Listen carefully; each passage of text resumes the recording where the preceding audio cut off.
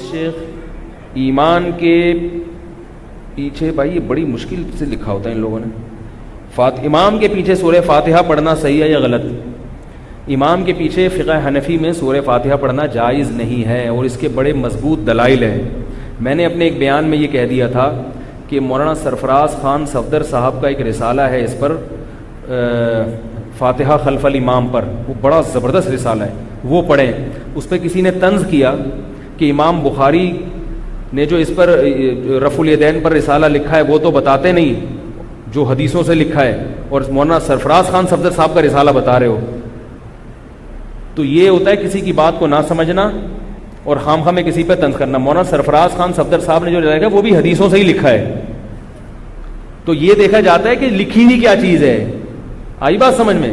اور مولانا سرفراز خان صفدر صاحب کا رسالہ بہت جاندار ہے فاتحہ خلف الامام کے بارے میں۔ مولانا سرفراز خان صفدر صاحب بڑے زبردست عالم گزرے گوجرانوالا کے، بہت بڑے محدث تھے۔ میں جب ان کی کتاب پڑھتا ہوں میں حیران ہوتا ہوں کہ اللہ نے، یعنی ان کا ایک ایک کتاب کا جو صفحہ ہوتا ہے نا، ایک ایک صفحہ، اس پر اتنی تحقیق ہوتی ہے کہ ایسا لگتا ہے کہ اس ایک صفحے کو لکھنے میں 1 مہینہ لگا ہوگا، اتنا تحقیقی رسالے ہوتے ہیں ان کے۔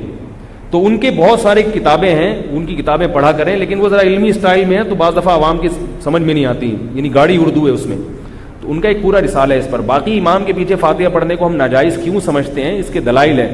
ایک تو قرآن مجید کی آیت ہے وَإِذَا قُرِئَ الْقُرْآنُ فَاسْتَمِعُوا لَهُ وَأَنصِتُوا، جب قرآن مجید کی تلاوت کی جائے تو خاموشی سے سنو اور خاموش رہو۔ عبداللہ ابن مسعود رضی اللہ تعالیٰ عنہ فرمایا کرتے تھے کہ یہ نماز کے بارے میں آیت نازل ہوئی ہے کہ صحابہ پہلے نماز میں امام کے پیچھے قرات کرتے تھے، جب یہ آیت نازل ہوئی تو انہوں نے قرات سے روک دیا، تو پتہ چلا کہ جس حدیث میں امام کے پیچھے فاتحہ پڑھنے کا حکم ہے وہ منسوخ ہے۔ بعض لوگ کہتے ہیں یہ آیت تو مکی ہے،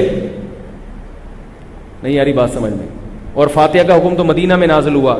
تو یاد رکھو ایسا ہوتا ہے کہ سورت مکی ہو مگر اس کی کچھ آیتیں مدینہ میں نازل ہوئی ہوں، ایسا بہت ہوتا ہے، سمجھ میں آ رہی ہے بات؟ اور دوسری بات کہ جو جن احادیث میں امام کے پیچھے فاتحہ کا حکم دیا گیا وہ صریح نہیں ہے، کیونکہ اس میں آتا ہے اقرأ بہا فی نفسک، اپنے دل میں پڑھو، زبان سے پڑھنے کا حکم ہو یہ نہیں، ہم نے کہیں روایت میں اس کی وضاحت نہیں ہے۔ اور ممانعت کی جو دلیل ہے اس میں ایک اور حدیث کہ حدیث میں آتا ہے، بہقی کی روایت ہے، بالکل صحیح سند سے ثابت ہے یہ، علامہ ناصر الدین البانی جو اہل حدیث کے بڑے امام سمجھے جاتے ہیں انہوں نے بھی اس حدیث کو صحیح قرار دیا ہے۔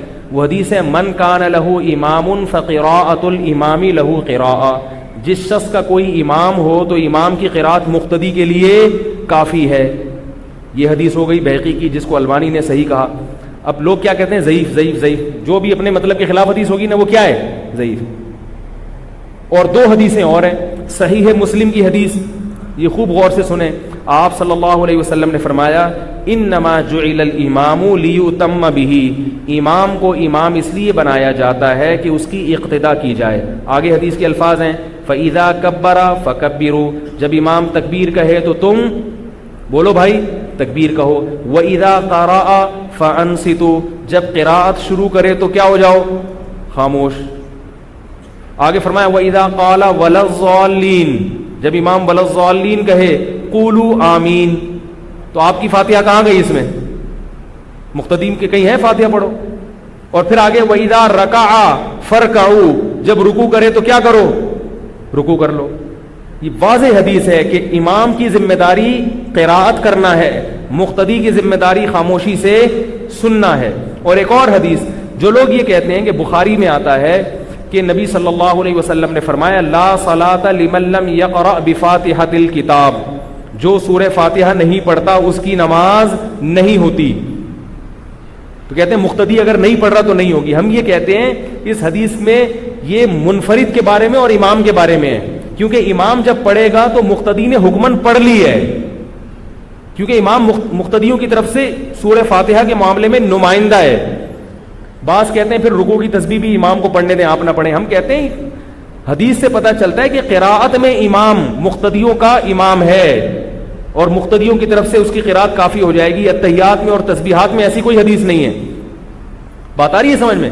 اور یہ سورہ فاتحہ کو ہم پروٹوکول دے رہے ہیں، عزت دے رہے ہیں کہ اس میں امام کی طرف سے ایک نماز کا ایک بہت بڑا رکن ہے نا، ایک بہت اہم رکن ہے۔ تو جب امام فاتحہ پڑھے گا تو وہ سب کی طرف سے نمائندگی کرے گا. تو یہ جو بخاری کی حدیث ہے کہ لا صلاۃ لمن لم یقرأ بفاتحۃ الکتاب، کہ جو سورہ فاتحہ نہیں پڑھتا اس کی نماز نہیں ہوتی، اس حدیث کا مطلب سمجھ میں آیا؟ اب یہ جو میں نے مطلب بیان کیا اس کی دلیل بھی حدیث سے ہی ثابت ہے. نہیں آ رہی بات سمجھ؟ بعض لوگ کہتے ہیں اس میں یہ تو تم نے اپنی طرف سے ٹیکنیکل فرق نکال لیا ہے کہ امام چونکہ نمائندگی کر رہا ہے تو گویا امام نے پڑھ لی تو گویا مقتدی نے بھی گویا پڑھ ہی لی. یہ تو عقل سے آپ مسئلہ نکال رہے ہیں. تو صرف عقل سے نہیں ہے، حدیث سے بھی ہے. صحیح مسلم کی حدیث ہے من لم یقرأ بفاتحۃ الکتاب فصاعدا، یہ الفاظ ہیں کہ جو سورہ فاتحہ اور اس کے ساتھ تلاوت نہیں کرتا اس کی نماز نہیں ہوتی.